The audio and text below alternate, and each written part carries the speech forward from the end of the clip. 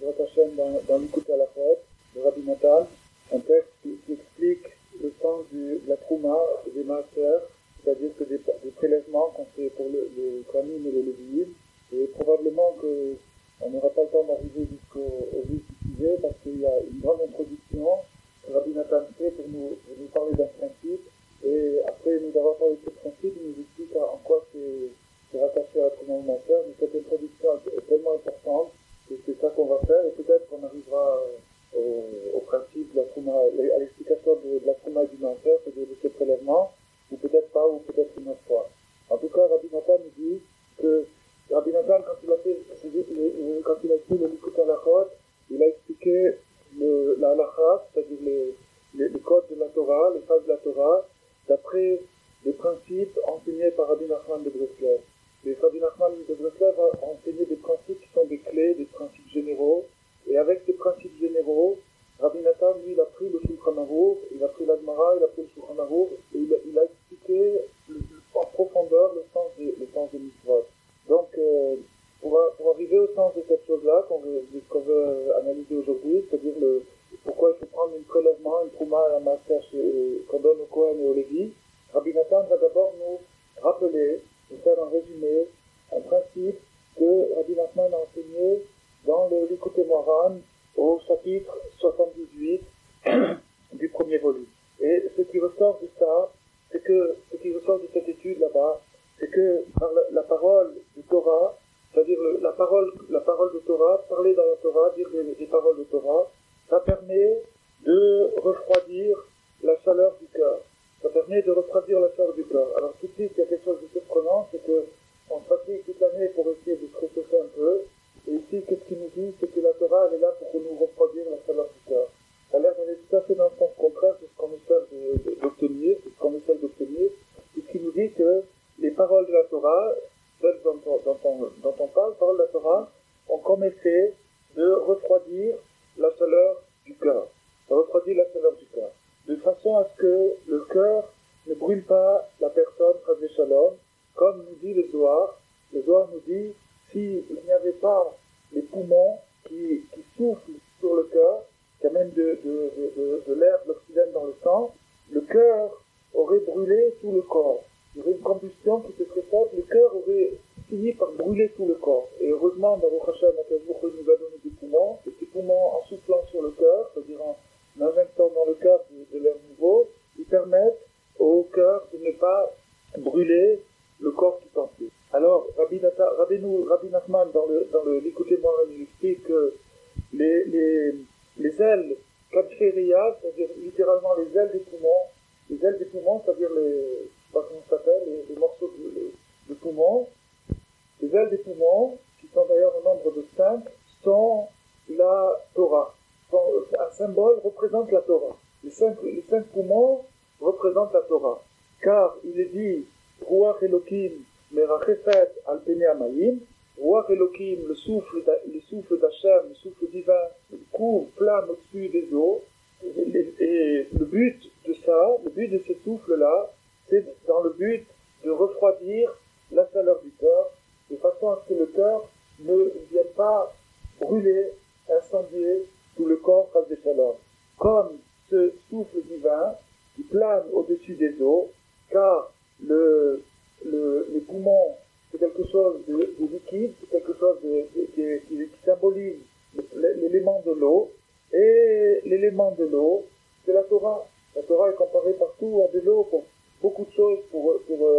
L'eau, par exemple, est antérieure au monde. L'eau, c'est un élément qui est antérieur au monde. On ne voit pas du tout dans le récit de la création qu'il est mentionné que Dieu ait créé l'eau. Donc, ça veut dire qu'il l'a créé avant la création, avant l'existence du monde. Et la Torah aussi est antérieure au monde. Et beaucoup de choses aussi, la Gemara dit, de la même façon que l'eau descend toujours au point le plus bas, de la même façon la Torah descend toujours dans la personne la plus humble. Il y a beaucoup aussi de comparaisons qui sont faites et qui démontrent que le symbole de l'eau, c'est un symbole de Torah. Alors maintenant, il va nous expliquer. Pour l'instant, on est bien coincé parce qu'on a l'impression que tout ce qu'on doit faire dans la vie, c'est comme on a dit tout à l'heure, c'est essayer de se réchauffer, de se motiver, de provoquer un déclic. Et là, on voit qu'au contraire, il faut étouffer ce déclic, il faut refroidir cette chaleur-là, on ne comprend plus. Alors il nous dit, car lorsque l'homme juif brûle dans son cœur pour Hachem. Il brûle dans son cœur pour Hachem, c'est-à-dire qu'il y a un sentiment dans son cœur de perfection. La perfection, elle s'habille dans plusieurs vêtements. Elle peut s'appeler justice, elle peut s'appeler bonté, elle peut s'appeler force, courage, modestie. Tous les attributs de la perfection, tous ces attributs, ça forme la perfection. Et chacun, selon son caractère, c'est-à-dire la composante de ses attributs personnels, ses midot, il a une ambition vers la perfection, il est attiré vers une forme de perfection. D'ailleurs, il a même tendance à penser que c'est ça la perfection, puisque c'est ce qui le concerne. Et en vérité, c'est ça la perfection, mais c'est pas que ça, il y a aussi d'autres choses. En tout cas, lorsqu'une personne ressent un appel vers la perfection dans son cœur, quel que soit son chemin, sa direction personnelle, il peut, s'il prolonge cet appel, s'il entend cet appel, s'il pense à ce qu'il sent, à ce qui vient au déclic qui s'est fait en lui, il peut brûler complètement. De brûler complètement, ça peut être un incendie qui se provoque dans cette personne, et c'est le cas, par exemple, de gens qui sont extrêmement idéalistes et qui s'engagent dans un point de perfection qu'ils ont découvert et qu'ils ont décidé que c'était ça leur idéal et leur but, et ils se consacrent complètement. Ça s'appelle une combustion. Combustion, c'est-à-dire que c'est qu'une combustion quand on brûle un élément, du charbon ou une autre matière première, on prend l'énergie là où elle est, le feu en puissance qui se trouve dans la matière, et la combustion fait que cette énergie se dégage et qu'elle peut être récupérée, employée, utilisée. Donc la même chose quand quelqu'un utilise les éléments de son existence, c'est-à-dire sa nourriture, son contexte, ses forces morales, tout ce qu'il a autour de lui, vers un idéal, qui dirige ça vers un idéal, ça s'appelle vraiment une combustion.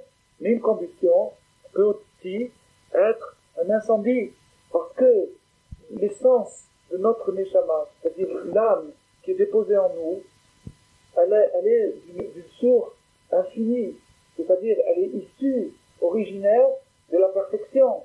Donc quand elle se trouve, pour ainsi dire, prisonnière dans le corps, dans la vie, dans ce monde-là, elle oublie un petit peu de cette perfection-là. Mais qu'on lui rappelle, qu'elle soit rappelée par un moyen ou par un autre, et tout de suite, c'est le déclic qui se produit.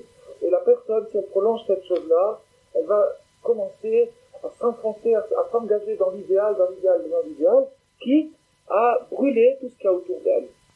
Et donc, cette démesure se fait de brûler démesurément, c'est-à-dire de tout brûler, comme il y avait un artiste à la Renaissance italienne, il faisait des céramiques. Et alors, il cherchait une couleur spéciale. Vous savez, les céramiques, c'est à haute température, 900 degrés ou des trucs comme ça. Et alors, les oxydes de fer qu'on emploie pour ça, à cette température, ils commencent s'ils sont pas très résistants, ils commencent à perdre leur couleur ou à granuler ou des choses comme ça. Alors, s'ils chauffent trop, ils perdent la couleur. S'ils chauffent pas assez, ça se fait pas. Donc lui, il cherchait une couleur. Il cherchait une couleur pour un plateau. Il voulait faire un beau plateau, il cherchait une couleur. Et alors, quand il était presque arrivé à la couleur qu'il voulait, son feu commençait déjà à baisser.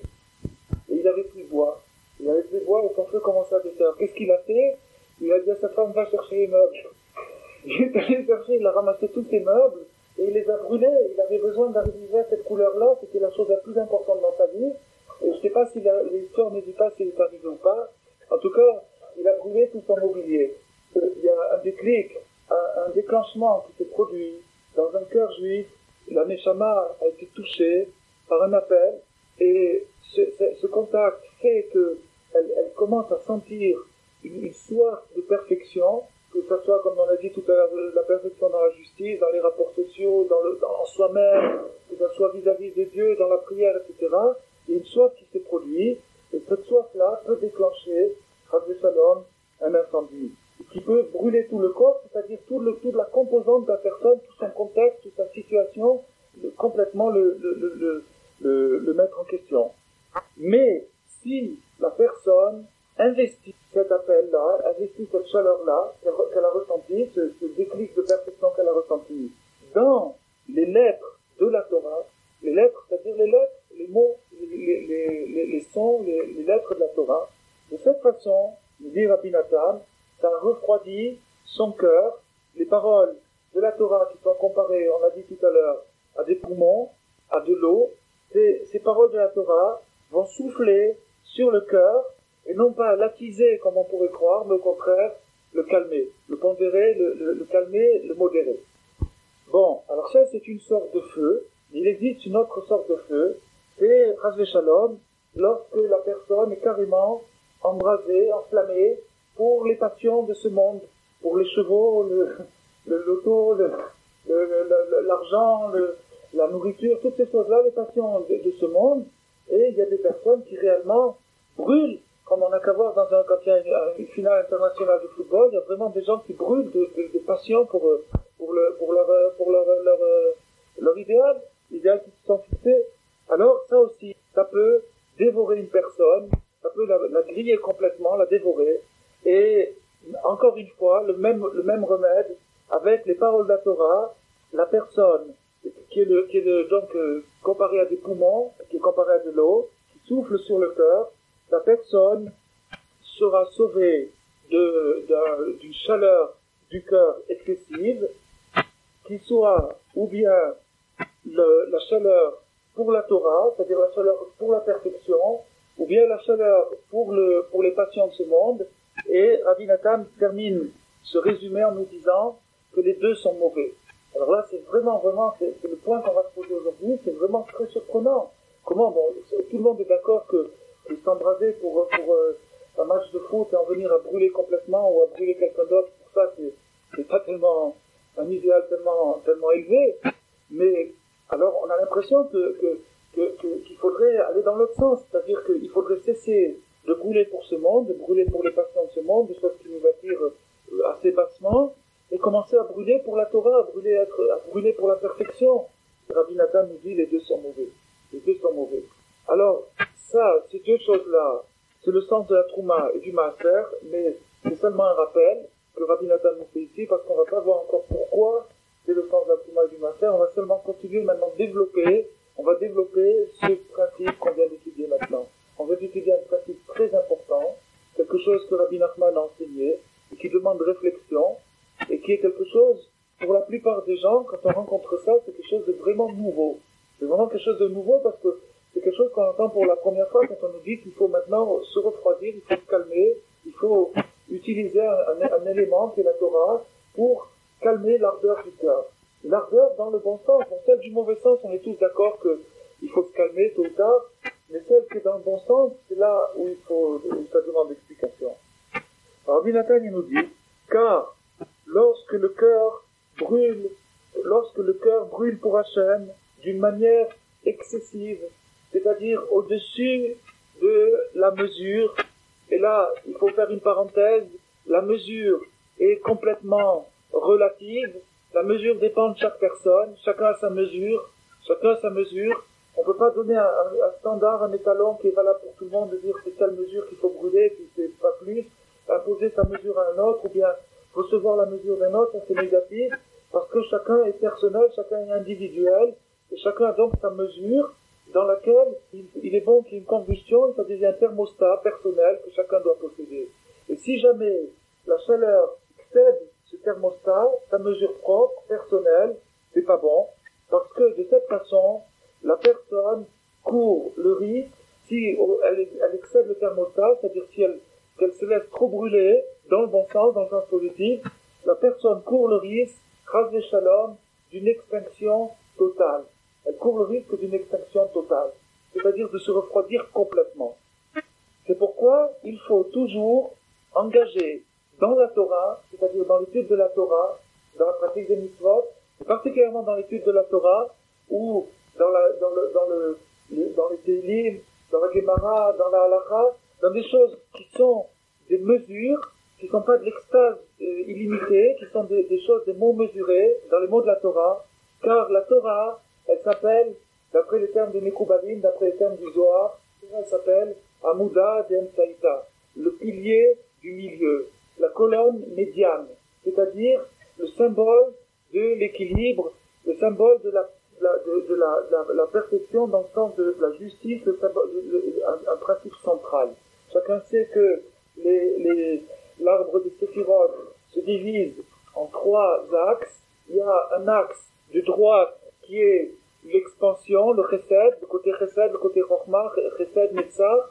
L'axe de gauche, qui est la restriction, c'est-à-dire le côté gvoura, le côté restrictif de la Torah. C'est-à-dire il y a un côté expansif dans la Torah, il y a un côté expansif, et il y a un côté restrictif dans la Torah. Le côté restrictif, c'est le din, la sévérité, la précision, le temps de la shkia, le temps de la moudasachar, toutes ces choses-là, c'est des choses très très précises. Et il y a un côté recette dans la Torah, il y a la tchouva, il y a ce que la Torah nous donne, il y a l'énergie qu'elle nous diffuse, c'est le côté recette. Et il y a la colonne centrale, la médiane, la médiation plus exactement, c'est-à-dire la synthèse entre les deux, qui s'appelle Amuda d'Emsaïta. Et la Torah dans son ensemble s'appelle Amuda d'Emsaïta. Prenons un exemple pour ce qui concerne la tzedaka. La tzedaka, on peut parler d'enthousiasme. Si quelqu'un a un cœur généreux, et qu'il apprend que ça existe une mitzvah comme ça de donner à des gens qui ont besoin, il peut s'enthousiasmer et dilapider sa fortune et donner tout aux pauvres. Alors il vient le Shulchan Aruch et il nous donne une règle.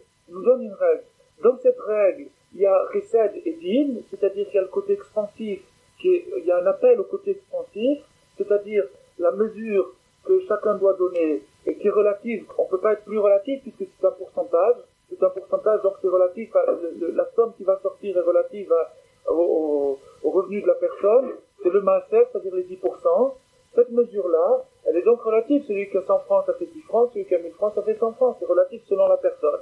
Bon, maintenant le Shulchan Aruch nous dit, celui qui est hyper généreux, c'est Romesh, c'est-à-dire le double du maaser, c'est-à-dire 20%. Ça c'est hyper généreux. Et le Shulchan Aruch nous dit, après, celui qui donne plus que ça, non, parce qu'à ce moment-là, il dépasse la colonne du milieu. Bien que, en fait, les Mefarshim par la suite aient dit qu'il y ait une dispense pour la personne qui aurait dans sa vie commis une faute, et cette personne qui a commis une faute et qui voudrait racheter cette faute peut le faire en donnant plus de tzedaka. La personne qui n'a rien à se reprocher, si ça existe, cette personne-là peut, à la mesure qui est donnée par le Shulchan Aruch, c'est-à-dire 10%, pas moins, et 20%, pas plus. Ça c'est la mesure. Donc il y a une marge quand même de manœuvre, et la somme reste relative, et donc c'est un exemple parfait de ce qu'on est en train d'étudier. En quoi la Torah est Amuda d'Emsaïta, c'est-à-dire elle équilibre, elle donne une mesure. Parce que vous allez trouver des gens qui vont parler de charité, de générosité, du tiers-monde, etc., Les maasés, quand il s'agit de sortir le carnet de chèques, là, c'est une autre histoire. Ou bien vous avez des gens qui ne s'embrassent pas du tout. Et il y a toujours ce déséquilibre, ou bien de brûler complètement, ce qui fait que finalement l'énergie n'a pas été utilisable, ou bien de se refroidir complètement. Ce que Rabbi Nathan nous dit, c'est que la conséquence de la chaleur excessive, c'est le refroidissement complet. Ça, c'est sa conséquence. Alors, maintenant, la solution, c'est la colonne médiane, la synthèse, c'est la Torah. La Torah a été donnée par Hachem. Hachem a créé le monde en fonction de la Torah, et la Torah en fonction du monde. Les deux s'emboîtent parfaitement. Ça fait que quand la Torah nous donne une mesure sur quelque chose, cette mesure est toujours équilibrée. Maintenant, la conséquence, si par exemple on prend une mesure de la Torah, et on voit que cette mesure, par exemple on prend un din de la Torah, et ce din de la Torah, en l'appliquant, il nous amène dans un déséquilibre. Par exemple, prenons un exemple, un commerçant qui ferme Shabbat, il a son budget, il a son chiffre d'affaires habituel, il se met à fermer Shabbat, automatiquement, le fait de respecter Shabbat l'amène dans un déséquilibre de son budget. C'est-à-dire que s'il regarde le chiffre, il va voir que il fait pas la même recette. Donc, alors, puisqu'on a dit que la Torah c'était l'équilibre, on voit ici qu'il y a un déséquilibre. Alors ça, ce qu'il faut savoir, c'est que la Torah ne parle pas d'un équilibre nécessairement immédiat, mais de l'intérêt de la personne en général depuis le début, avant le début, jusqu'à la fin et après la fin. C'est-à-dire sur toute la ligne. Là, bien sûr, c'est une question d'Emouna, mais ça, c'est la porte d'entrée. Emouna, c'est la porte d'entrée. Alors, maintenant, Rabbi Nathan dit, alors maintenant, la Torah nous sauve, la Torah nous protège contre l'incendie du cœur qui nous amène vers les passions du monde, et la Torah également nous refroidit, nous protège contre les incendies du cœur qui nous amènent vers trop de piété, trop de ferveur pour Dieu, mais la Torah nous habitue, nous éduque dans le sens de la mesure, dans le sens du degré, le sens de la mesure, dans le sens de la progression, dans un sens d'un ordre, car malgré, alors Rabbi Nathan maintenant nous dit, malgré que normalement il serait correct, logiquement il serait correct, compte tenu de la notion de perfection, c'est-à-dire la notion d'amour pour Hachem, il serait correct que une personne se sente très très attirée, c'est-à-dire que si une personne ressent cette ferveur en elle-même, elle doit savoir qu'elle est dans la bonne voie, c'est normal. C'est elle qui est normale. Si une personne sent cette chaleur-là, cet enthousiasme, c'est quelque chose de normal. C'est normal.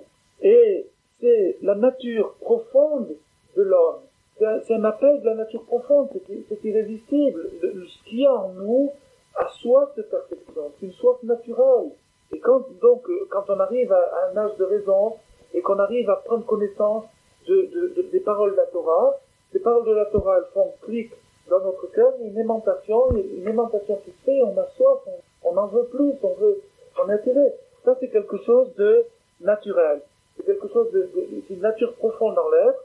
Et donc, quand il y a ce déclenchement, il n'est pas en lui-même mauvais.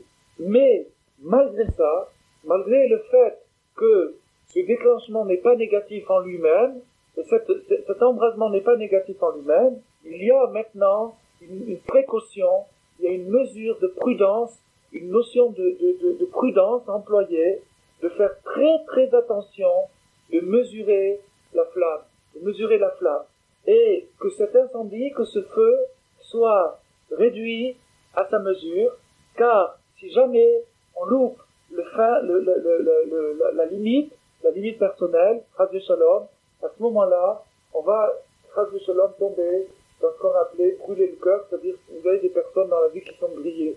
Le cœur est grillé, ça ne répond plus, le cœur est grillé. Généralement, si vous observez, si vous remontez dans le passé de ces personnes-là, vous allez vous rendre compte qu'il y a eu à un moment un excès de chaleur.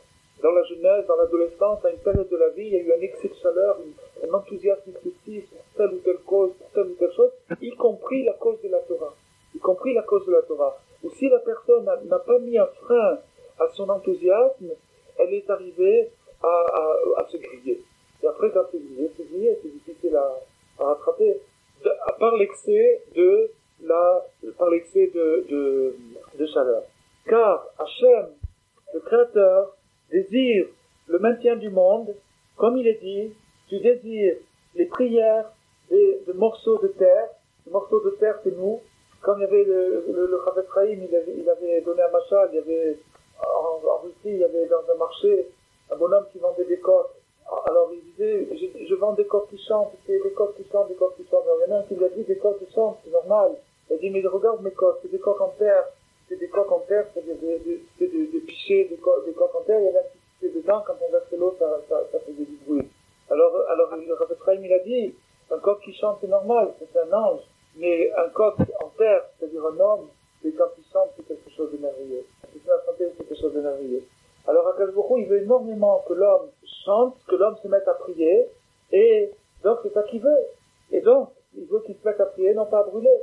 Et donc, il est nécessaire de réduire, de restreindre l'enthousiasme du cœur, et de le mettre dans un degré, dans une mesure, car le rapprochement, le rapport avec Dieu, le rapport avec la perfection, se fait toujours en deux temps.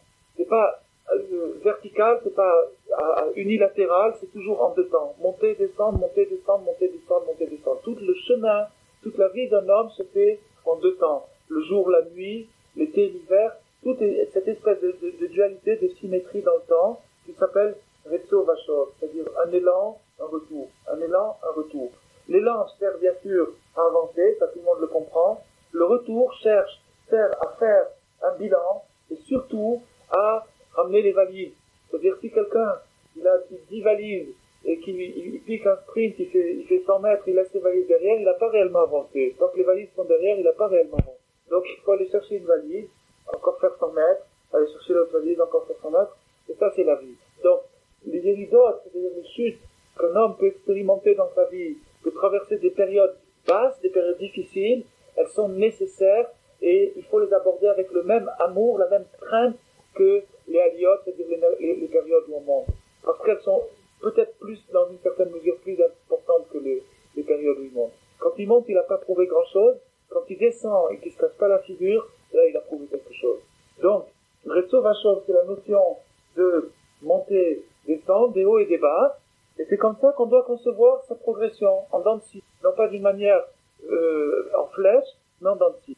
Car nombreux sont les gens qui ont trébuché, qui sont tombés, qui ont perdu leur place, à tous les degrés. Tomber, ça ne veut pas dire forcément jeter son chapeau, ou sa casquette, ou sa kippa, ou je sais pas quoi.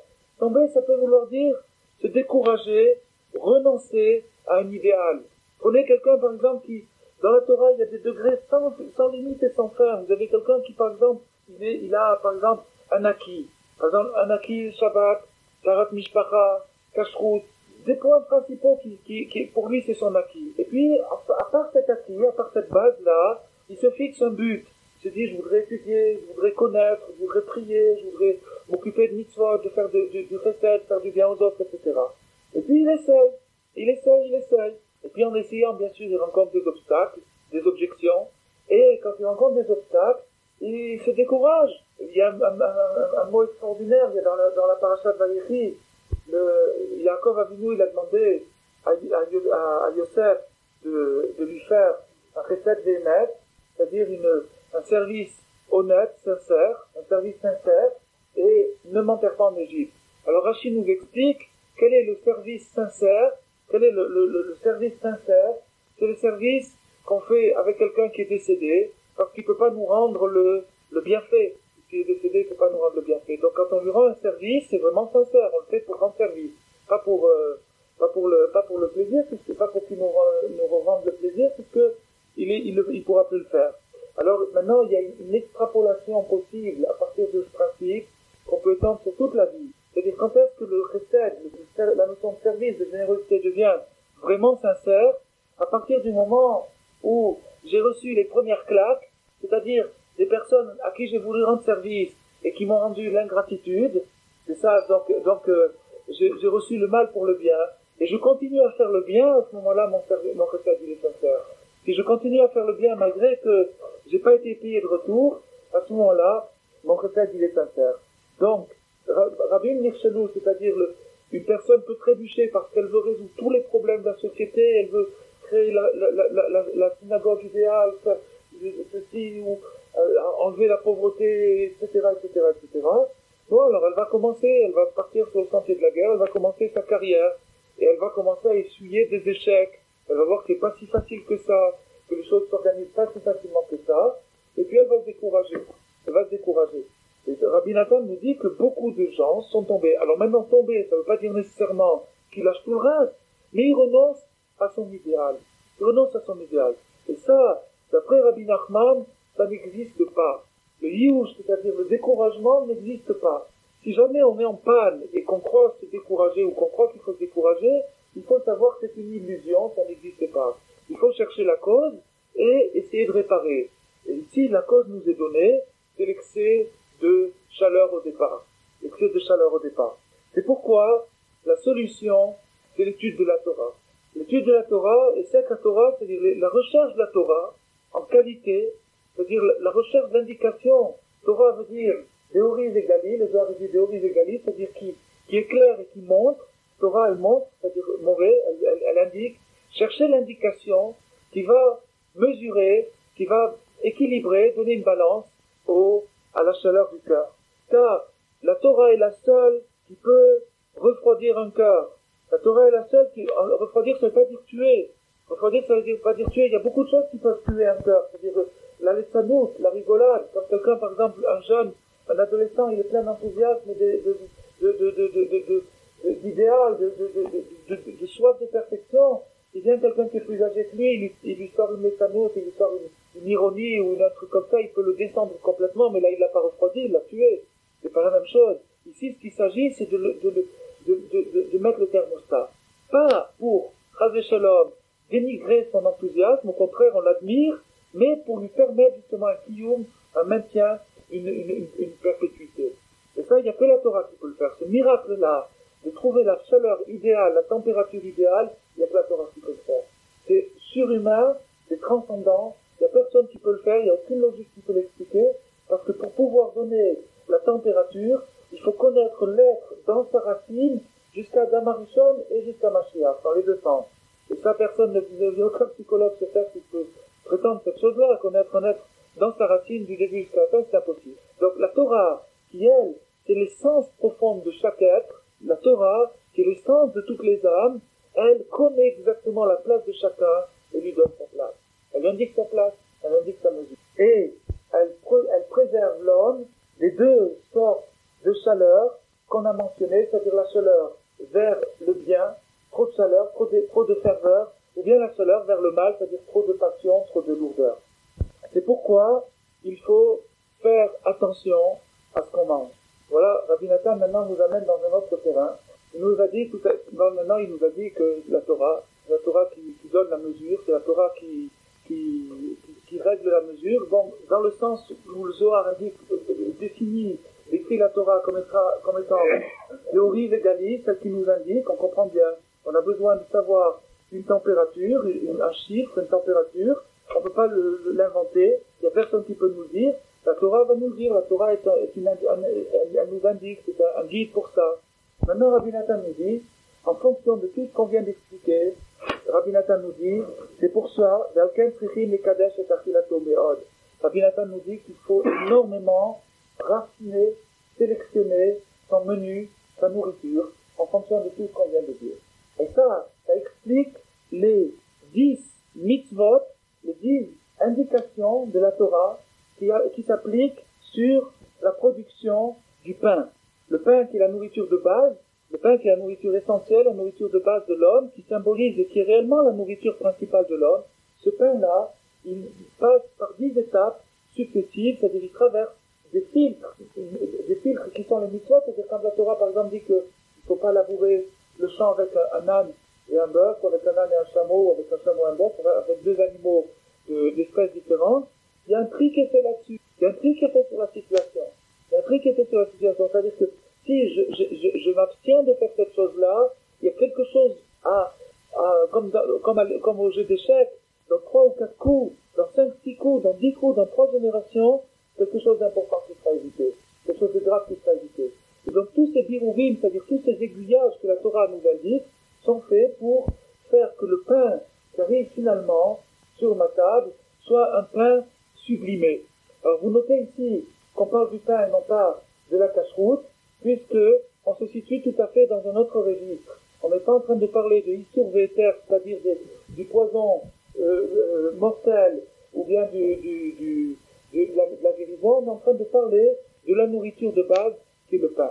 Qui signifie donc, après la sélection de la cacheroute, le pain qui est quelque chose apparemment cachère. Et ce pain-là a besoin de 10 applications, de 10 sélections pour que ça arrive à être du pain profitable.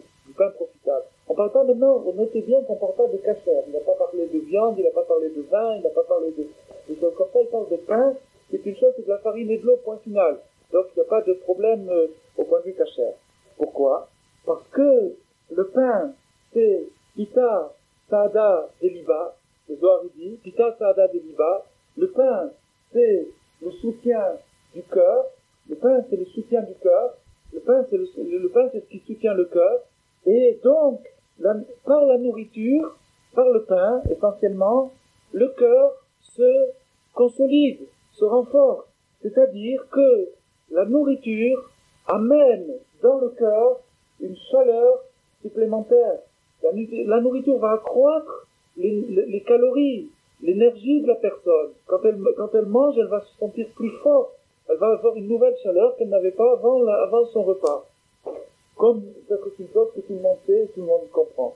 Que l'essentiel de la chaleur animale, c'est-à-dire la chaleur, les 37 degrés, cette chaleur-là, elle est assurée par la nourriture. C'est la nourriture qui entretient cette chaleur-là. C'est-à-dire les calories qu'on ingurgite, c'est elles qui entretiennent la chaleur du corps. Et donc, la chaleur du corps, c'est aussi la chaleur du cœur. C'est-à-dire cette chaleur du cœur, sur le plan physique, a une répercussion immédiate sur le plan moral, sur le plan spirituel de la personne, et donc un repas chauffe le cœur.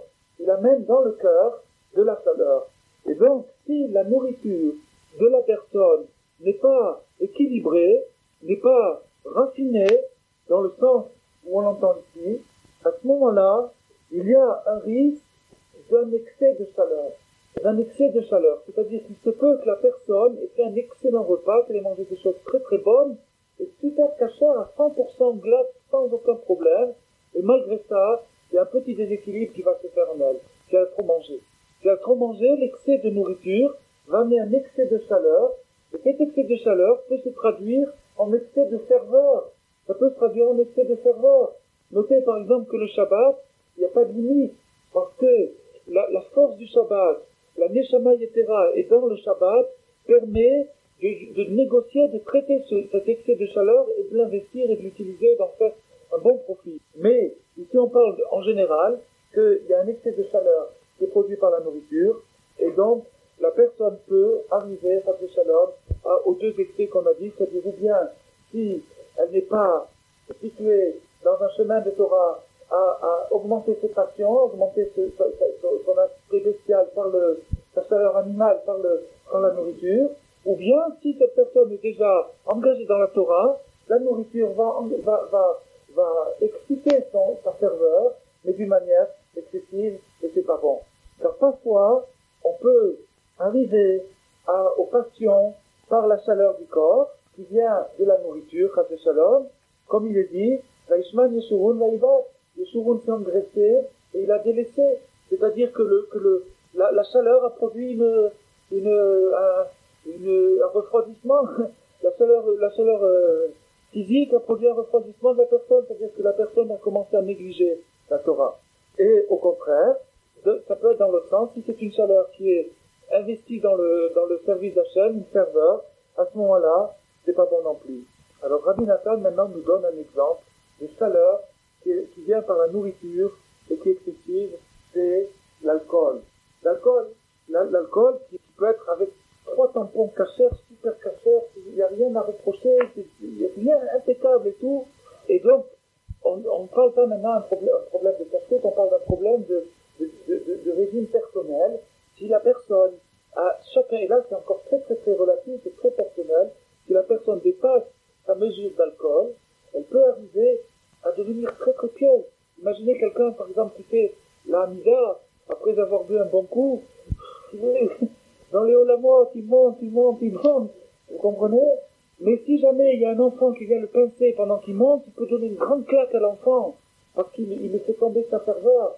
Ça veut dire que la ferveur a été excessive. La ferveur a été excessive, il y a eu un déséquilibre total, et il est arrivé à une piété païenne. Et ça, c'est le point qu'on essaye de voir. Il est arrivé à une piété païenne. Et ça, cet excès-là, il ne faut pas croire que c'est quelque chose qui est réservé aux soulards. Il y a eu des grandes statistiques, comme Nadav et Abihu, qui ont fait cette erreur-là, de croire qu'avec une petite goutte de vin en plus, ils pourraient se rapprocher plus d'Hachem, et ils se sont rapprochés d'Hachem, mais d'une manière excessive. Ils se sont trop rapprochés. Et ce rapprochement-là, ils ont eu le feu. C'est-à-dire ils ont brûlé complètement. Et donc, finalement, la personne qui prend un expédient extérieur, une espèce de drogue finalement, un alcool ou un excitant, un truc comme ça, pour stimuler sa ferveur, elle commet une grande erreur, c'est que elle peut arriver à brûler complètement. Et ça, ça c'est le vin, l'exemple du vin, l'exemple de l'alcool, c'est très typique, mais si on comprend bien ce qu'on a dit ici, ça peut être aussi un bon repas, c'est pas nécessairement ni une drogue ni un alcool, ça peut être quelque chose un bon repas qui aussi excite la personne, ou la stimule, etc., et la fait arriver à un degré qui n'est pas bon pour la personne. Et à partir de ce moment-là, qu'est-ce que ça veut dire qui n'est pas bon? C'est-à-dire que la personne va voir un flash, va voir une révélation mystique qui dépasse son niveau, qui dépasse de loin son niveau, et à ce moment-là, ça c'est pas bon parce que elle peut brûler là-bas.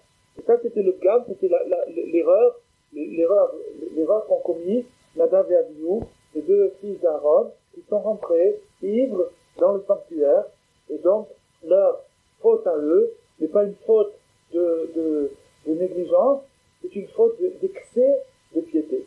Car maintenant, alors la Torah nous dit, de peur que tu manges et que tu te rassasies, et que ton cœur se gonfle, ton cœur s'élève, et tu oublieras l'Éternel ton Dieu. Ça c'est un passouk dans la Torah, c'est un verset dans la Torah.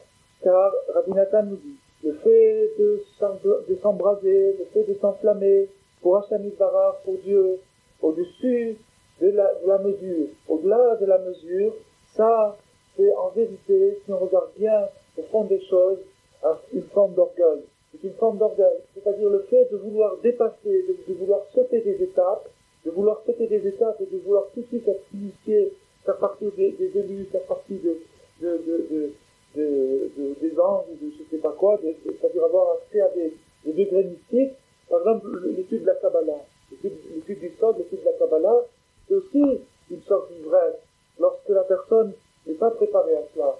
Lorsque, par exemple, la Chassidut, ce qu'elle a fait, elle a créé un thermostat idéal pour les notions de Kabbalah dont l'homme a besoin pour se stimuler, pour se rapprocher d'Hachem. Il y a une nécessité de connaître les révélations de Rabbi Shimon Bar Yochai et le Zohar, pour lequel les Zohar Hashem nous sortiront d'exil, les écrits du Harizal. Mais cette chose-là, tellement elle est précieuse, elle est aussi précieuse que du vin. Et le vin doit être bu avec mesure. Et si on excède la mesure, qu'on essaye de s'initier par soi-même ou avec un mauvais maître, parce qu'un bon maître ne fera pas cette erreur, avec un mauvais maître, à des secrets qui ne nous appartiennent pas, Chas Shalom, ça s'appelle une forme d'orgueil. C'est-à-dire que la personne veut faire partie des initiés, du club, du cercle privé, d'être petite, ça c'est une forme d'orgueil.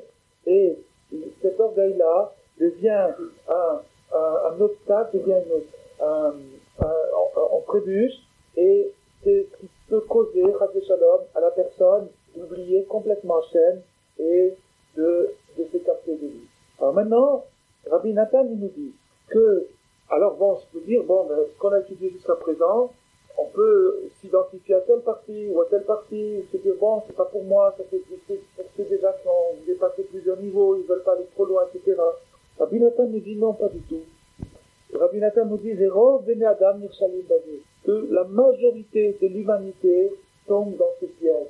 La majorité de l'humanité tombe dans ce panneau, c'est-à-dire finalement chacun de nous tombe dans ce panneau, car en vérité, la majorité des êtres humains, la raison pour laquelle ils ne progressent pas, la raison pour laquelle ils renoncent à leur idéal, ils renoncent au projet qu'ils avaient envisagé, ils renoncent à ce qu'ils avaient de plus cher, de plus précieux en eux-mêmes, et ils ne reviennent pas vers Hachem, bien que, d'une certaine mesure, leur obstacle avoué, leur obstacle officiel, c'est la lourdeur du corps, la pesanteur, le fait que le corps nous attire vers le bas. Ça c'est l'obstacle officiel, c'est ce qu'on sort à toutes les sauces quand on nous dit pourquoi tu avances pas, ben voilà je peux pas parce que j'ai tel désir, et ça me bloque complètement, j'arrive pas à avancer. Ça c'est la raison officielle, la raison avouée, mais la raison principale et essentielle pourquoi les gens ne reviennent pas vers Hachem, c'est par un excès de religion, par un excès d'enthousiasme à un certain moment de leur vie. Et on va l'expliquer des Hachem, vous allez voir, je dis peut-être des paroles qui semblent audacieuses, mais vous allez voir qu'on va expliquer que ça va être très très clair. Donc la raison pour laquelle les gens se cassent la figure, la majorité, on parle de la majorité, 99% des gens, pourquoi ils se cassent la figure? C'est par un excès de perfection, un excès de religion. À cause de ça, la personne se casse la figure et retourne en arrière. Encore une fois, retourner en arrière ne veut pas dire nécessairement tout abandonner, mais ça peut vouloir dire tout simplement se refroidir, acheter une bonne paire de pantoufles et dire bon je vais être comme tout le monde, c'est pas la peine que je sois un idéaliste puisque je suis le seul. Alors je vais me résigner, je vais me niveler par la base, comme on dit, je vais me mettre au niveau de la majorité. Alors, et tout ça vient de quoi? Ça vient du fait parce que le cœur brûle au-dessus de la mesure, parce que si maintenant on attrape un bonhomme, et on lui qu'il soit un bonhomme, et un bonhomme qui n'ait pas été contaminé par l'hérésie, c'est-à-dire un bonhomme qui n'ait pas été vraiment envoûté par une philosophie spéciale, un homme qui a une émouna moyenne, un bonhomme moyen, fidèle moyen, disons, voilà, le fidèle moyen, et on lui fait un sondage d'opinion, on lui dit, est-ce que tu veux faire tchouva? Est-ce que tu veux faire tchouva? Est-ce que tu veux revenir vers Hachem? Est-ce que tu es d'accord pour faire tchouva? Alors tout de suite, bien sûr, il va répondre d'une seule bouche, il va dire, bien sûr, je veux beaucoup, je voudrais vraiment être caché, je voudrais vraiment être un tzaddik. Et je languis au fond de moi, c'est-à-dire si on lui demande profondément, c'est une conversation intime, on arrive à voir qu'il sort de son cœur sans lui dire que vraiment, si tu pouvais maintenant décider de ton sort, il suffirait de signer un contrat, et que dans la poche, tu es sauvé, mais bien sûr, avec les deux mains, je signe avec les deux mains tout de suite sans hésiter, mais quel que soit le prix, il n'y a pas de problème. Bon, alors très bien. Et si maintenant on lui demande, est-ce que tu veux faire quelque chose pour Hachem? Tu voudrais faire quelque chose, est-ce que tu voudrais faire un geste pour Hachem? Alors maintenant on le demande d'une manière générale, on dit, tu vois, bien sûr, aucun problème, je suis tout de suite, c'est quoi que tu veux. Maintenant on va un petit peu plus loin, on dit, est-ce que tu voudrais faire un geste pour Hachem? Tu voudrais faire un geste. Quel geste? Étudier, dire à Binatan, Nilmod, Daf, Gemara. Étudier une page de Gemara. Étudier une page de Gemara. Au litem, Prouta le Tzaka. Ou bien donner 1 franc et 50 centimes à la Tzaka. Je sais pas combien c'est aujourd'hui le cours de la Prouta, mais en tout cas, c'est à peu près dans ces deux-là, entre 50 centimes et 1 franc. Ou bien aller à la mikveh, aller se tremper à la mikveh. Ou bien des choses comme ça, qui sont des moyens de s'élever. Des moyens de s'élever. Un bonhomme qui a fait une page de Gemara, c'est peut-être pas massif, c'est pas volumineux, mais il a fait un pas en avant, il a fait un pas, ça, tout le monde est d'accord. Il a acquis une connaissance, il a progressé avec ses dates de Gemara. Quelqu'un qui a mis sa main dans sa poche, alors qu'en général, il y a toujours un petite résistance à ce niveau-là, il a mis sa main dans sa poche, il a sorti 1 franc, il a mis dans la boîte, il a fait un pas aussi. Quelqu'un qui est rentré dans la mikveh, il a fait aussi un pas en avant. Et tout ça, c'est simplement des exemples. Alors, si on lui dit, est-ce que tu es prêt à faire ces gestes-là, est-ce que tu es prêt à donner ce franc presque symbolique, ou cette page de Gemara symbolique pour Hachem, ou cette immersion dans la mikveh pour Hachem? Bien sûr qu'il va répondre, oui, d'accord, je suis prêt, je suis d'accord, je souscris, car je suis certain que, en vérité, au fond de moi, c'est pas une page de Gemara que je veux faire, ni un franc que je veux donner à Tzaka, c'est tout le Talmud. C'est toute ma fortune, tout mon compte en banque, je vais tout donner, qu'est-ce que vous me parlez de mesquinerie, de choses minables, un petit peu des broutilles comme ça, des bricoles, vous allez réussir à transformer une personne comme moi, excusez-moi, mais je n'y crois pas. La personne va dire, c'est pas ça qu'il me faut, le traitement, si vous voulez, la prescription pour moi, la dose qu'il me faut à moi, c'est la dose forte. Il faut vraiment appliquer le maximum parce que c'est pas avec vos petites recettes à 3 sous, vous allez réussir à transformer un bonhomme comme moi. Ça, c'est toujours le fidèle moyen qui parle. Au fond de lui-même, peut-être qu'il ne le dit pas ouvertement, mais c'est ce qu'il pense, en tout cas. Et c'est pourquoi ce fidèle moyen retombe gentiment, tranquillement, dans la médiocrité. Il ne fait rien du tout. Puisque le daf de Gemara, c'est pas assez pour moi, parce qu'en vérité, un bonhomme comme moi, pour arriver à épurer tout ce qui s'est agglutiné dedans avec le fil des ans, il lui faudrait la dose maximale. Et ce petit daf de Gemara, finalement, déjà, il faut le faire, hein, il faut aussi le faire. Alors, puisque c'est pas la mesure, bon alors, finalement, autant rien faire du tout. Autant, pas de demi-mesure chez moi, puisque j'arrive pas à terminer les tablés, j'arrive pas à finir tous les chocs, alors finalement, il retombe dans sa médiocrité totale, c'est-à-dire dans le silence, et il se résigne. Il se refroidit, il se résigne. D'où vient sa résignation? D'où elle vient? De la chaleur. Elle vient pas de ce... C'est parce qu'à ce moment-là, il avait envie de jouer au boule, qu'il a pas étudié la Gemara. C'est pour ça. C'est parce qu'à ce moment-là, il avait envie de manger. Va manger, après, c'est un daf de Gemara. Non. T'as raison, pourquoi il ne fait pas ce daf de Gemara? T'as raison, pourquoi il ne donne pas ses 1 franc à la Tzedaka? C'est parce que c'est trop peu pour lui. Il trouve que c'est minable, que c'est médiocre, c'est une religion trop moyenne, trop sensible, c'est pas respectable. Voilà. Donc, finalement, il arrive, à cause de ça, à rien faire du tout.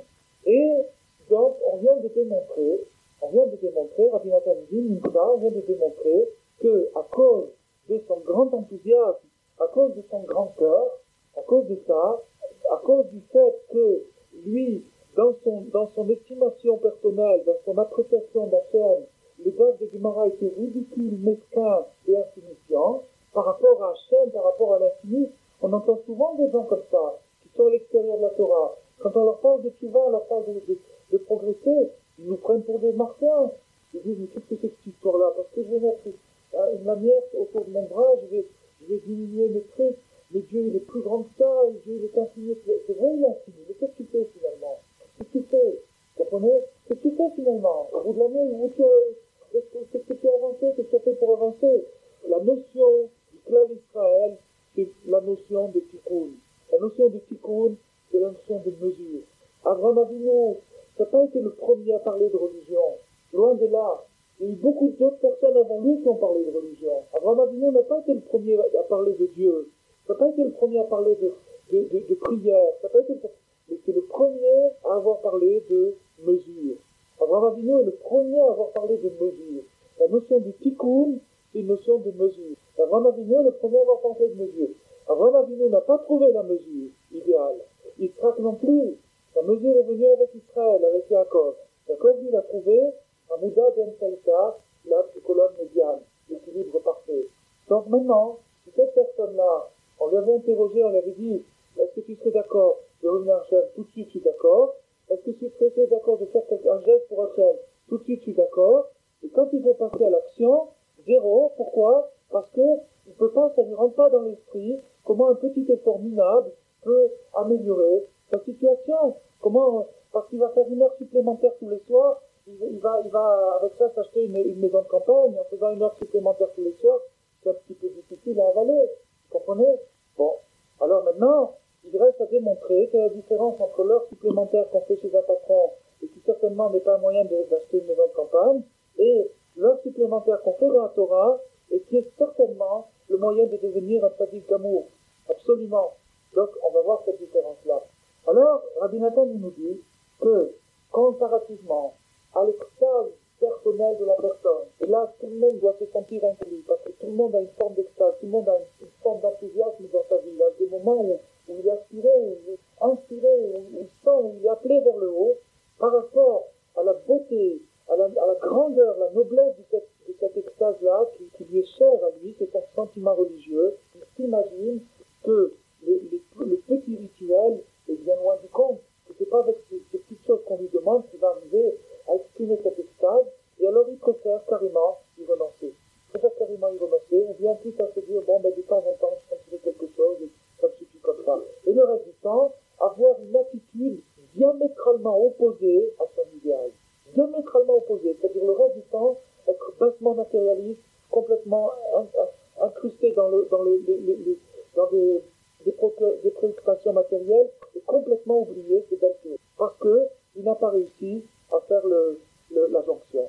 Alors il dit, Rabbi Nathan, il se connaît, il connaît bien, il sait ce qu'il a fait dans sa vie, il sait ce qu'il voudrait réparer, et quand on lui propose le remède, il trouve la dose trop maigre, alors il préfère renoncer complètement.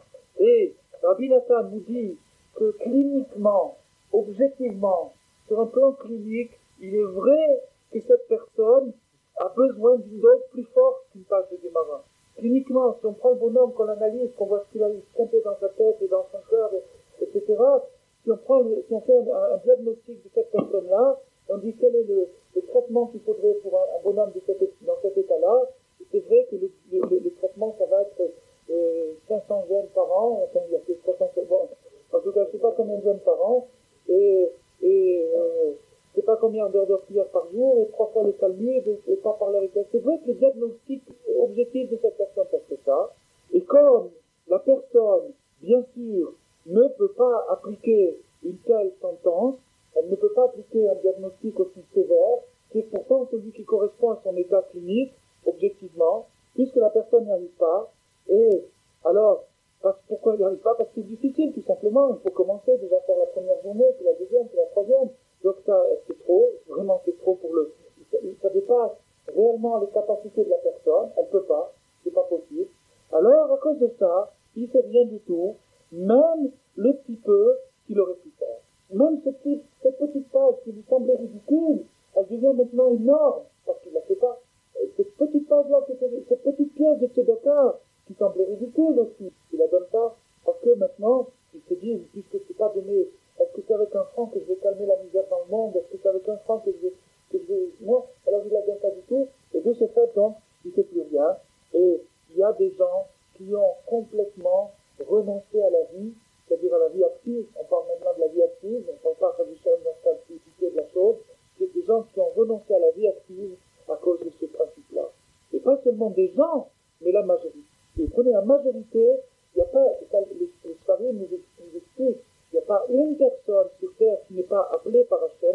appelé par Hachem. Au moment où l'appel se manifeste, il est grandiose, chacun a sa mesure, chacun selon sa sensibilité, mais après, dans le stade où il faut investir cet appel, c'est-à-dire passer à l'action, il n'y a plus personne. Pourquoi il n'y a plus personne? Parce que les gens ne peuvent pas faire le rapport entre leur extase et la voda, c'est-à-dire la progression quotidienne, avec des petites choses. Et les grandes choses, elles sont hors de portée. Les grandes choses sont réellement hors de portée. Et la plupart des gens, donc, renoncent à cette phase de Gemara, renoncent à ce chapitre de Mishnayot, et puisqu'ils savent qu'il aurait fallu faire beaucoup plus que ça, ils ne font plus rien du tout. Ils font rien du tout. Ils se laissent aller, les journées passent, ils font rien du tout, parce que pour eux, ça ne semble pas correspondre. Alors maintenant, Shlomo Ameler nous a prévenu là-dessus. Et il nous a dit, il nous a dit, ne sois pas un si grand sadique et ne sois pas un si grand rachat. Apparemment, c'est totalement absurde de réunir ces deux idées dans une seule phrase, parce qu'on s'adresse à la même personne. Comment on peut dire à quelqu'un qu'il faut prévenir de ne pas être un grand sadique, parce qu'il faut le retenir, il s'envole trop. Au même moment, on lui dit ne sois pas un grand rachat, parce qu'il descend trop bas, c'est un petit peu, voilà. Ça, c'est la maladie, le déséquilibre qu'on retrouve chez chacun, qui est le fait de vouloir être un trop grand sadique, et que du fait qu'on veut être un trop grand sadique, on finit par devenir un grand rachat, à cause de ce déséquilibre-là. Cette espèce de déséquilibre, c'est complètement... Et donc, quand Shlomo Ameler a dit ça, il a bien posé ces mots, il a dit « Ne sois pas un si grand sadique, parce que ça va t'amener à être un grand rachat. » Et au contraire, tu mesures ta tikkun, tu mesures ta ferveur, tu mets un frein à ta religion, et tu essaies de l'investir dans des actions quotidiennes qui se répètent, qui n'ont peut-être pas de grande gloire au premier degré. Tu vas voir qu'un jour, tu vas arriver à attirer la lumière dans ta vie. Tu vas réussir à faire briller ta matière, à faire briller ta vie. La chose qui est impossible, sans tikkun, sans balance, sans équilibre. Alors, donc ça c'est ce que Shlomo Ameler nous a dit, parce que à cause du fait que tu voulais être un tellement grand sadique, c'est ça qui t'a jeté par terre, car bien qu'en vérité, ce que tu sens dans ton cœur, et la pureté que tu voudrais atteindre, et le renoncement de ce monde que tu voudrais faire, et plus que ça encore, c'est justifié parce que c'est ça l'idéal, c'est ça la vraie perfection. Malgré ça, alors, à cause qu'une personne ne peut pas faire un petit peu, qu'elle ne peut pas faire beaucoup, elle ne doit pas faire un petit peu, là on tombe totalement dans le vrai. Parce qu'il ne peut pas faire tout, parce qu'il ne peut pas arriver à tout, il ne doit rien faire du tout. Rabbi Nachman, il a dit une phrase, il a dit, un petit peu c'est bien. Un petit peu c'est bien, c'est dans toute chose. Si vous prenez, vous avez toujours dans toute chose, qualité, quantité. Bon, maintenant, si vous prenez une quantité d'or, de 25 kilos d'or, c'est beaucoup. Maintenant, 1 gramme d'or, c'est peu. Mais en qualité, c'est exactement, les deux sont de l'or, même. Un petit peu d'or ou beaucoup d'or, c'est de l'or. La même chose dans le bien, dans les valeurs morales, un petit peu de bien ou beaucoup de bien, c'est bien, c'est du bien. Maintenant, point de vue quantité, il y a une progression aussi. Et à cause du fait qu'il ne peut pas gagner beaucoup et qu'il ne peut pas arriver à faire tous les bénéfices qui sont possibles de réaliser dans ce monde est un monde extrêmement bénéficiaire, c'est un monde où, compte tenu justement des obstacles qui existent, qui nous barrent la route, et de la difficulté, une personne surmonte cette difficulté, se donne du courage, arrive à surmonter la difficulté, elle fait un bénéfice fabuleux, un super bénéfice par le fait, justement, de la difficulté, par le fait que tellement de gens qui renoncent, si cette personne-là arrive comme on dit par exemple, j'ai vu dans un secteur, il explique que par exemple, un gaon, c'est-à-dire une lumière de la Torah, c'est un petit peu difficile aujourd'hui. C'est un peu difficile de devenir à cause de la distraction qu'il y a dans le monde, à cause du bruit, à cause de l'instabilité mentale qu'on a aujourd'hui. C'est difficile d'arriver à des degrés très très très hauts en Torah. Par contre, un gaon en recette, ça c'est possible. C'est-à-dire une lumière du service, une lumière de la générosité, ça c'est possible. Parce que là, le bruit ne gêne plus tellement, et les choses... Donc il y a des places à prendre. Il y a des bénéfices fabuleux et magnifiques à faire. Et ça, alors que si la personne n'arrive pas à ce degré idéal, maximal, elle va renoncer à tout. Et il va, en plus du fait qu'il n'aura pas gagné, il va aussi beaucoup perdre.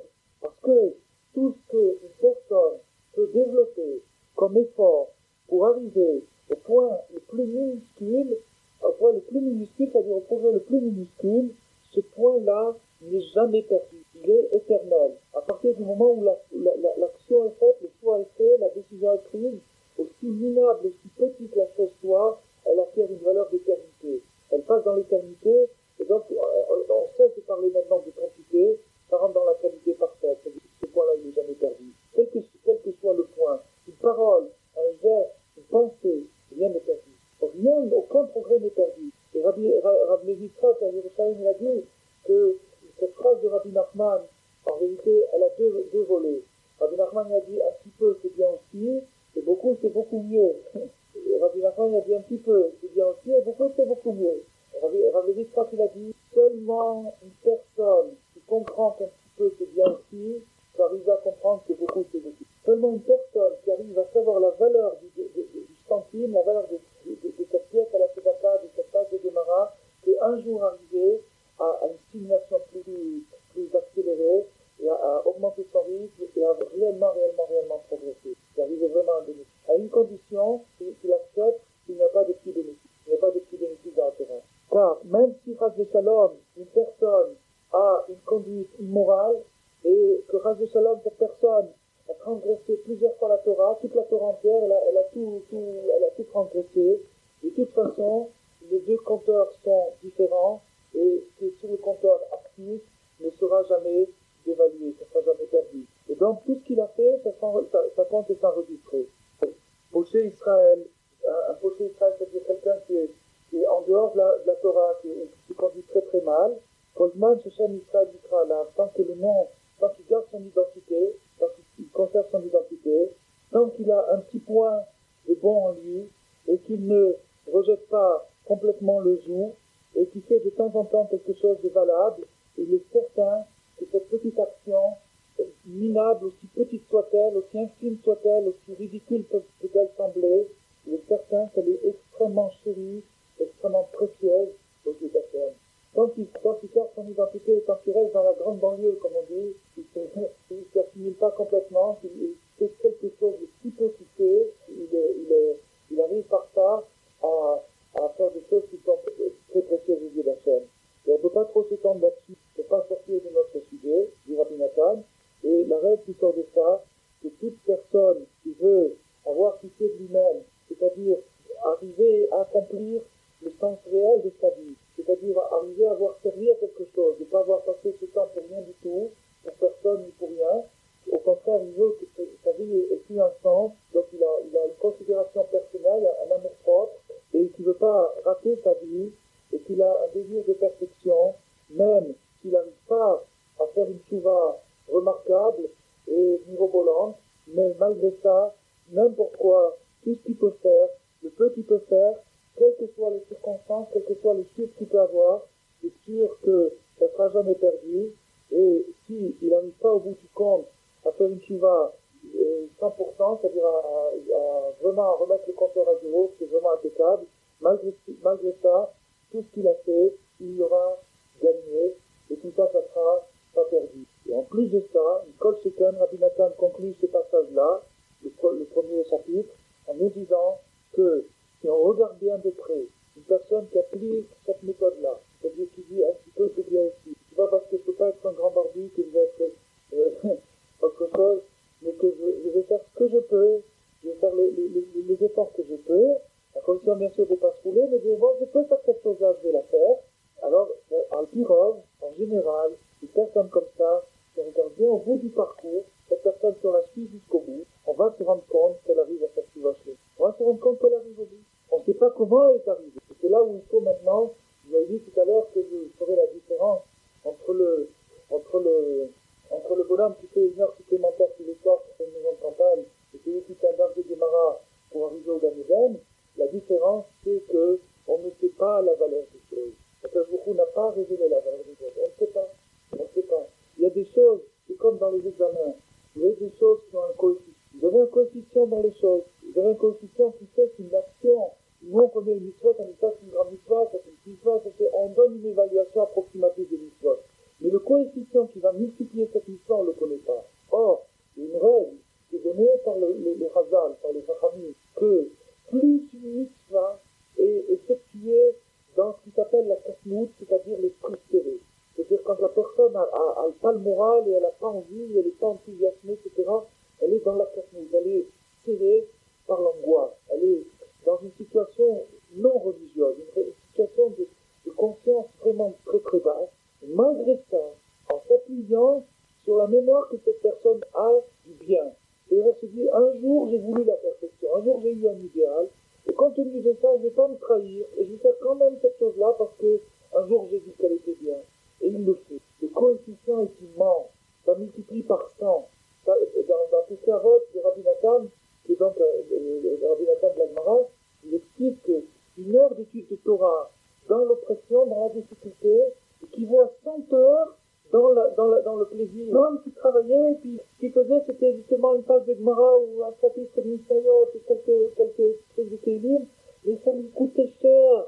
Il arrachait ce morceau-là, et on va voir que ce bonhomme, il a beaucoup plus avancé. Si par exemple son fils, ça va être un grand sadique, ou bien qu'il va avoir accompli quelque chose de merveilleux, ou bien quand Shalom, si ça vient dans des moments critiques, c'est celui qui aura le plus de courage, ou celui qui va arriver à vraiment étonner tout le monde.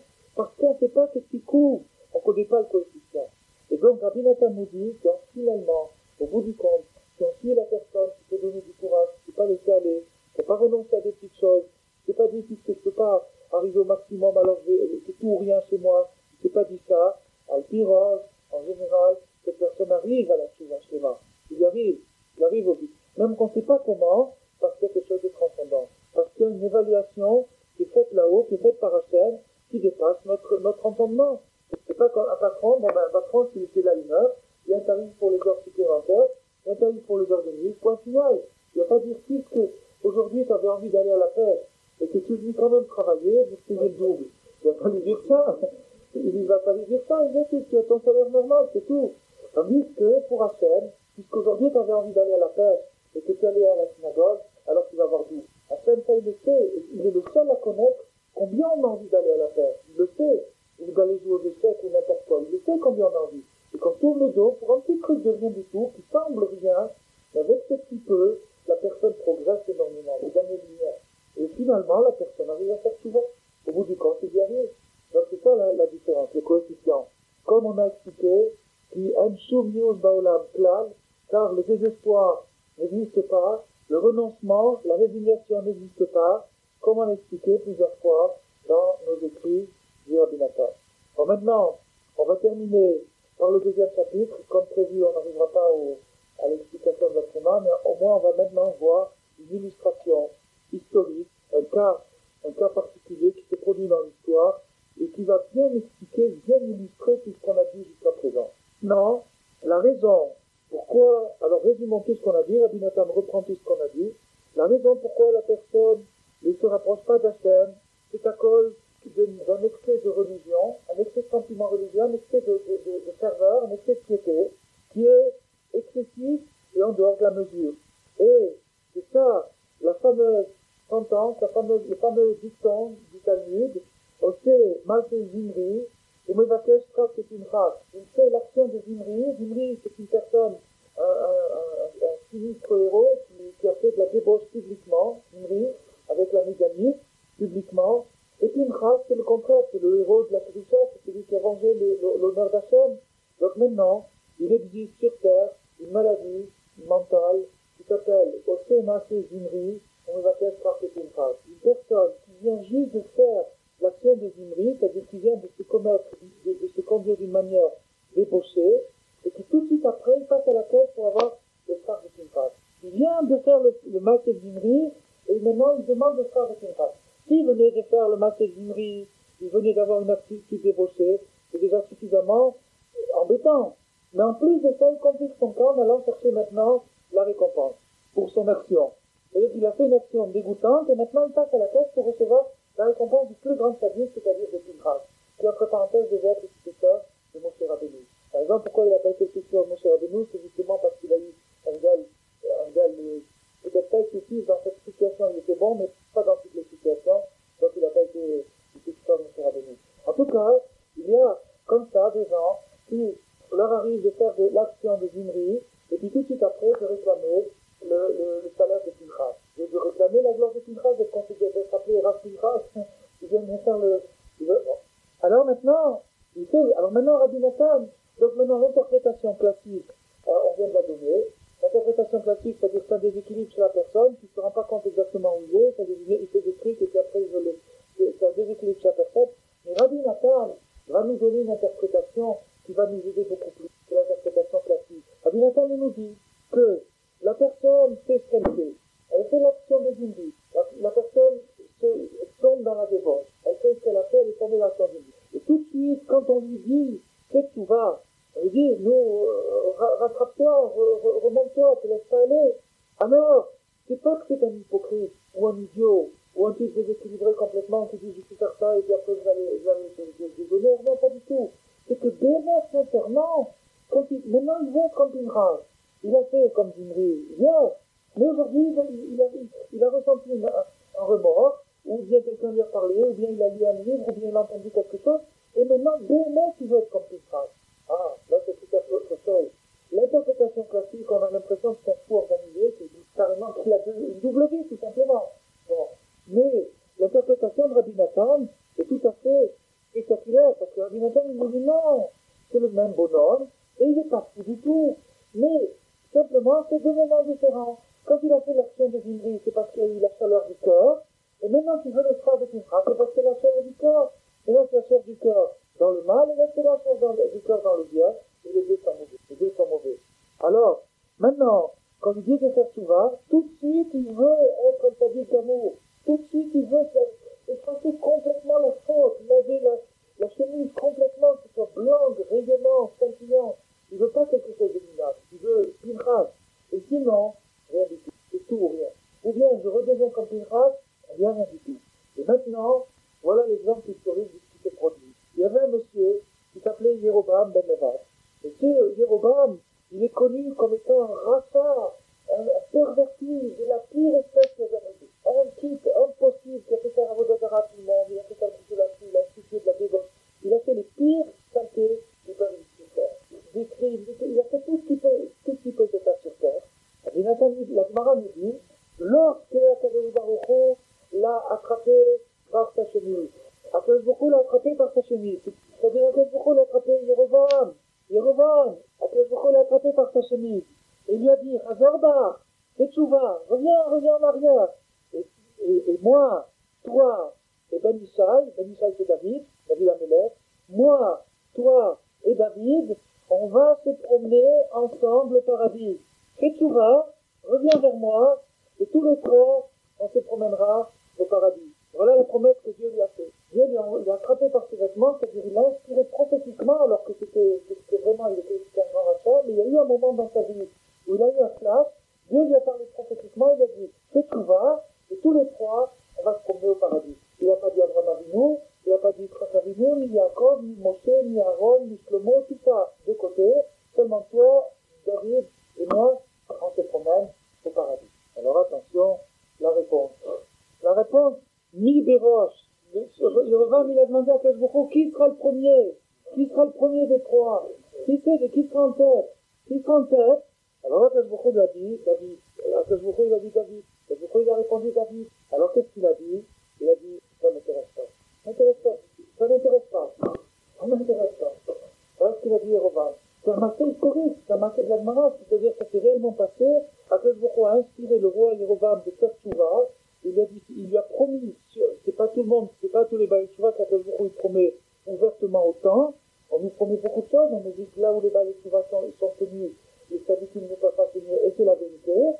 Mais à tel point d'être un trio au paradis avec Akadosh Baruch Hu, ça, disons que c'est quelque chose d'assez attirant. Enfin, putain, moi j'ai ça. Oui. Oui, exact. J'ai mis exact. Oui, exact. Et cette chose-là, le Rabbi Nathan ne le souligne pas, mais ça va très très bien expliquer le reste du développement. Donc finalement, lui, s'il n'avait pas posé la question, effectivement, voilà, je reprends les mots de la Gemara, Chazorba, Tchouva, Véami, bon, c'est sûr qu'on ne le compte pas finalement, on ne compte pas dans le compte. Véata ou Ben Ishai, et toi et Ben Ishai, dans l'ordre. Exact, c'est ça, c'est ce qu'on va expliquer. Alors maintenant, à cause de ça, puisque dans le palmarès, il n'a pas eu la première place, alors il a dit, non, 0, trop peu pour moi, et il a dit, alors Rabbi Nathan dit, a priori, même à plus qu'a priori, la chose est vraiment, vraiment, vraiment surprenante, venant de la part d'un homme comme Yerovam, qui est taxé, qui est connu comme un Chacham Gadol. Chacham Gadol, c'était un homme, un grand philosophe, un grand penseur de notre peuple. Yerovam, pour achat qu'il était pas pour autant qu'il était bête, il avait un esprit au-dessus de la moyenne, c'était une grande tête. Une grande tête. Et comment peut-on imaginer qu'il va demander une bêtise pareille à quelqu'un d'aussi intelligent qui pose une question? Comment on peut imaginer? Quelqu'un d'aussi intelligent qui pose... Alors, Rabbi Nathan souligne la stupidité de la question en disant mais est-ce que quelqu'un qui a fait du mal doit être récompensé pour son mal? Et est-ce qu'on peut imaginer qu'après qu'il ait fait tout ce qu'il a fait dans sa vie, alors il doit devenir plus grand que David Améler, qui a servi Dieu avec des fatigues terribles, que David Améler n'a jamais dormi de sa vie plus de 20 minutes, jamais David Améler n'a dormi plus de 20 minutes. Plus de 20 minutes, il ne dormait pas, il se mettait sur le bord de la table, et dès que 20 minutes passaient, il se relevait, il étudiait la Torah. Alors l'autre, il était dans sa chaise longue, il était en train de prendre l'air et fumer son cigare, et regarder passer les oiseaux, et après il se dit, il veut passer avant David Améler, que toute sa vie, il n'a pas perdu une seconde, il n'a pas dormi plus de 20 minutes. C'est un petit peu fort, c'est un petit peu exagéré. Alors, d'abord ça c'est la question, alors le Rabbi Nathan dit la réponse très clairement d'après tout ce qu'on a dit depuis tout à l'heure, c'est-à-dire d'après l'introduction qu'on a donnée, c'est que lorsqu'Akadosh Baruch Hu l'a appelé, lorsqu'Akadosh Baruch Hu a touché son cœur, lorsqu'il y a eu ce déclic, cet appel d'Hachem, immédiatement Yerovam s'est enflammé avec un grand foyer, une grande flamme, il a commencé à brûler, il n'a pas pris la chose passivement, il a pris la chose très très sérieusement. Il a vu la chose dans son aspect le plus absolu, dans l'extase, la Yitbarach, jusqu'à ce que d'après la sensation mystique, l'expérience mystique qu'il a fait à ce moment-là, il pouvait monter à un degré très grand, et plus grand que David Améler. La sensation de la grandeur d'Hachem, un pécheur, quelqu'un qui s'est mal conduit, plus qu'un sadique peut la ressentir, qui se dit, moi, en une seconde, je peux passer complètement de l'autre côté, devenir un Baal Tshuva, effacer tout le passé, convertir mes fautes en mitzvot. C'est quelque chose de tellement grand que ça dépasse David Améler. Ça dépasse la progression normale, ça dépasse l'ordre normal. Et il voulait faire une Tshuva de ce genre, il voulait toucher ce plafond, c'est-à-dire dépasser David Améler, mais dans le bon sens, c'est-à-dire arriver à un degré fabuleux, vertigineux, mais il voulait une garantie. Il voulait, c'était ça la condition. Donc maintenant, comme tu as dit, le reproche qu'on lui fait, c'est pas cette aspiration merveilleuse qu'il a eue d'être plus grand que David Améler, on doit tous le souhaiter. Mais ce qu'on lui reproche, c'est d'avoir posé ça comme condition. Et comme condition immédiate, c'est-à-dire qu'il voulait une garantie. Et donc c'est ça le truc, le fait d'avoir posé la question, c'est conditionnel, c'est-à-dire c'est ça une condition du contrat. Et ça a été son erreur. Et maintenant on la comprend bien, et on voit qu'il n'était pas idiot du tout. En vérité, au contraire, il a bien répondu à l'appel d'Hachem, et, voilà, il n'y avait pas encore eu ça, il n'y a pas pensé, mais voilà. En vérité, bon, on trouve le cas de Yerovam excessif, ou etc., et si vous regardez bien, c'est ce qui se passe avec chacun de nous. C'est-à-dire que si maintenant, n'importe qui ici, pratiquement, si jamais on lui disait, on te certifie que tu seras au degré de David Améler, il n'y a pas un seul qui hésiterait. Il faudrait que ça soit un certificat et ça lui donnerait la carotte pour lui pour avant. Sinon, je me laisse aller. Et finalement, la personne ne fait pas ce qu'elle pourrait faire. Elle fonctionne en dessous de son régime, en dessous de son potentiel.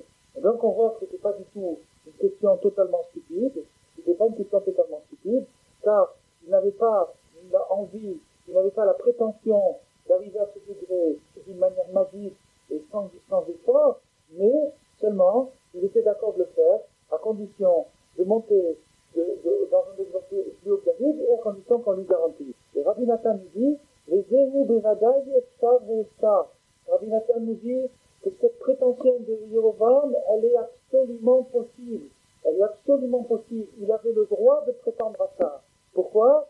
Parce que chaque homme, même un poché Israël, peut monter dans des degrés très élevés, car là où les balais Tshuva se tiennent, aucun sadique ne peut tenir. Donc Yerovam, Baal Tshuva, pouvait monter plus haut que David Améler, avec toute sa avoda, avec toute sa séduction. N'oubliez pas que David Améler, c'est le 4e pied de la Merkava. La présence de Dieu sur terre, elle a 4 pieds pour ainsi s'exprimer, c'est-à-dire le chariot, et un de ces pieds, c'est David Améler. Donc c'est pas quelqu'un donné à tout le monde, c'est permis à tout le monde, à une condition qu'ils comprennent un petit peu ce que je dis aussi. À une condition, c'est qu'ils ne fassent pas ça comme condition au départ. Mais, oui, absolument, absolument, absolument. Absolument, on avait parlé cet été de la notion de résultat, c'est que souvent les gens sont motivés par le résultat, et que si ça marche, si on me garantit le résultat, si on me dit que dans 20 ans j'arriverai à être un juif cachère, respectable, et même quelqu'un d'avancé en Torah, je suis d'accord de faire Tshuva, sinon non, c'est pas ça. Nous, notre truc, c'est d'essayer, et pas de réussir. Si on réussit, tant mieux, et en général on réussit quand on essaye. Mais c'est pas ça qui doit nous concerner. Ce qui doit nous concerner, c'est seulement l'effort, c'est ça. Et ça, c'est le secret de ce qu'on a étudié aujourd'hui. C'est un point très, très, très important. Il nous reste plus beaucoup de temps. Je vais essayer de terminer ce petit paragraphe. Alors, donc, finalement, malgré qu'on a expliqué le bien fondé de sa question, c'est-à-dire on a vu qu'il y avait un côté sensé dans sa question, mais sauf Koltov, finalement, elle était profondément stupide. Et la stupidité de la question était plus profonde qu'on pouvait imaginer. C'est-à-dire que, par le fait qu'il a amené ça, qu'il a placé une condition, et c'est pour ça que Akashbourou lui a dit que Ben Ishtaï, David, serait le premier. Par exemple, finalement, ce qui va entendu dans celui-ci, c'est que Akashbourou a fait la réponse selon sa question. C'est-à-dire, à ce moment-là, ça a été décidé l'ordre des trois. L'ordre a été décidé au moment où il a fait la question. Il n'avait pas fait la question, on peut dire que ça restait en suspens, ou bien on peut dire aussi que c'était déjà prévu que ça soit lui. Qu'en puissance, il pouvait y arriver. Et donc, lui, il aurait dû accepter, malgré le résultat de cette Tshuva, et même si, avec tous ses efforts, et tous les efforts, toute la gymnastique, toute la dureté, le travail qu'il se donne, il arriverait malgré tout à un tout petit degré minable, un petit vraiment insignifiant, alors ça ne doit pas rentrer en ligne de compte. Pourquoi? Parce que le coefficient principal, on a parlé de ce coefficient, vous lève Mishbar, c'est un cœur brisé. Le plus beau chez Hachem, c'est lève Mishbar, un cœur brisé. Et quand est-ce qu'un homme peut atteindre un lève Mishbar? Quand il se sent minable, quand il se sent fort, il ne peut pas arriver à un lève Mishbar. Quand il se sent fort, il ne peut pas, quand il se sent fort, il a un gros cœur, énorme, qui prend toute la place, même celle des autres. Et que quand il est humble, quand il se sent minable, il se dit avec tout ce que je fais, c'est tout ce que j'arrive à faire, et il se sent brisé, ça c'est la plus belle chose, le lève Mishbar. Et ça, c'est l'accompli. Et donc, si la personne arrive à se lève Mishbar, il a gagné. C'est ça la réussite. Lève Mishbar. Alors, donc, lève Mishbar, et puisque l'homme sait qu'il a tellement fait d'erreurs dans sa vie, il doit au moins être d'accord de faire ce qu'il fait pour Hachem, de faire des efforts pour Hachem, de faire plaisir à Hachem, de faire des petites actions, même si ces petites actions ne l'amènent pas très haut, ça ne plane pas tellement pour lui, ça reste assez près du sol, et s'il n'arrive pas avec sa voda, seulement à minimiser les dégâts. Et si il a cette base de départ, c'est-à-dire je vais essayer de minimiser les dégâts et de faire même des petits trucs qui ne vont pas bien loin, qui ne sont pas bien impressionnants, etc. Alors, les Vada, Yachem Ibaram, il va faire malin. C'est certain que a beaucoup d'amour et de miséricorde pour un homme comme ça. Un homme qui a cette humilité, qui dit à beaucoup, je suis prêt à te servir, même si j'arrive pas à grand-chose. Je vais m'accrocher, je vais faire ce que je peux, et même si le résultat n'est pas brillant, je continuerai à le faire. Hachem a beaucoup d'amour pour une personne comme ça, parce qu'Hachem aime le chesed, il veut que les Rechaïm fassent Tshuva, il veut que les gens reviennent vers lui, il veut qu'une personne qui s'approche de lui soit aidée, et il l'aide, et au fil des jours, au fil des ans, si la personne persiste dans sa petite progression de fourmi, il va, et de ne pas lâcher sa place, c'est-à-dire, comme le massage du service du Baal Shem Tov, c'est-à-dire la charrette chargée de marchandises qui monte la côte, le cheval qui fatigue, qu'est-ce qu'on fait? Si on tape le cheval, il crève, qu'est-ce qu'on fait? Si on le laisse, la charrette revient en arrière, on met un caillou derrière. Un caillou, un remède de ce caillou, qu'est-ce que c'est? C'est avoir une tête de caillou. Voilà comment on arrive à ne pas reculer, c'est-à-dire de ne pas descendre, de ne pas reculer.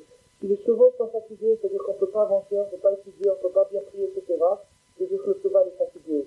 À ce moment-là, si on le tape, on le tue, c'est-à-dire qu'il va complètement perdre la tête, il va perdre les kélim, et il va lâcher, il va tomber en arrière. Donc qu'est-ce qu'on fait? On met un gros caillou derrière la roue, on cale la roue. Le caillou, c'est la tête de bois, la tête de pierre. Quelqu'un dit, qu'est-ce qu'il dit? Je ne lâche pas ma place, quoi qu'il arrive. Quoi qu'il arrive, je ne lâche pas ma place. Le petit peu que j'ai, maintenant, ça, je ne lâche pas.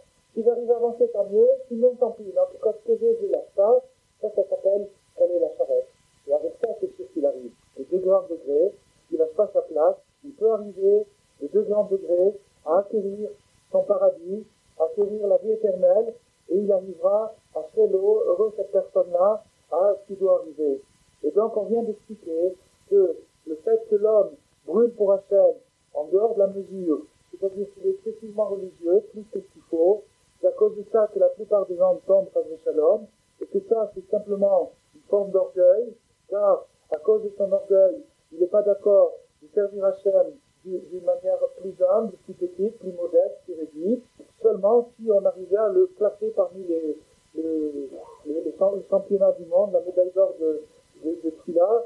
Alors, malgré ça, bien que, au fond, finalement, c'est vrai que chacun devrait espérer cette médaille d'or, espérer faire la meilleure Tfila du monde et la meilleure Torah du monde, mais à condition de ne pas le mettre en condition, comme on a dit. Malgré ça, c'est extrêmement précieux. Chaque geste, chaque petit placement, chaque petit effort qu'un homme fait aux yeux d'Hachem. Et donc, tout ce que tu peux faire dans ta vie, tout ce que tu as moyen de faire, fais-le. Et si tu n'arrives pas à surmonter tes passions et dominer tes excès comme il faut, au moins, fais ce que tu peux, un petit peu ou beaucoup, et au moins comme ça tu ne perdras pas. Alors maintenant, on est arrivé au temps, et donc on ne pourra pas aller plus loin. Je vais vous dire très rapidement, dans le chapitre d'après, ce qu'il dit. Rabbi Nathan nous dit, un ridouche fantastique. Tout le monde a entendu parler de l'art de la connaissance du bien et du mal, à Sedat, Torvera. Et il y a un petit problème qui se pose, c'est que on comprend que cet arbre-là, il était défendu par Hachem. Hachem a dit ne mange pas de ce fruit, donc il ne devait pas le manger. Et donc c'était mauvais, c'était quelque chose de mauvais, c'était défendu. Alors le problème, si c'était quelque chose de négatif, si Hachem ne voulait pas, pourquoi, quand on le désigne dans son nom, on dit Torvera? Pourquoi est-ce qu'on fait figurer le mot bon dans cet arbre-là? On devrait dire Etzadat ou Etzadat Ra. Pourquoi Torvera? Rabbi Nathan nous explique dans le chapitre d'après, justement, cette œuvre-là, le bien qu'il y avait dans cet arbre-là, il était abîmé parce qu'il était excessif. Et finalement, l'argumentation du serpent, quand il est venu se dire Chava, pour qu'elle se dise Adam, elle était basée sur le tort. Elle a dit, deviens comme Dieu, devenez des créateurs, des êtres parfaits, la perfection, etc. Elle l'a suivi par le tort, par le côté positif de la Neshama, c'est-à-dire le feu sacré. Le serpent a attisé le feu sacré plus que la mesure. Il a fait dépasser la mesure, et en dépassant la mesure, elle a perdu l'équilibre, et elle est tombée dans la terre. Et il y avait évidemment l'autre fait aussi, la tava, c'est-à-dire c'est marqué dans la Torah de Pérouse, qui tava les naïms, c'est-à-dire le péché séduisant aux yeux. Il y avait les deux feux qui se sont mis en action, mais notez bien que le serpent, dans son argumentation, il a bien insisté sur le côté tov, c'est-à-dire sur le côté religieux de la personne. Il a attisé la religion de Chava et celle d'Adam. Alors donc on voit, déjà Hachem, on vient d'étudier quelque chose d'intéressant. Peut-être qu'un jour on aura l'occasion de faire la suite. En attendant, il faut espérer que la Kajbourou, Yisrout, Rabbi Nachman et Rabbi Nathan nous donne, et le discours de tous les tzadikim, que la Kajbourou nous donne les mérites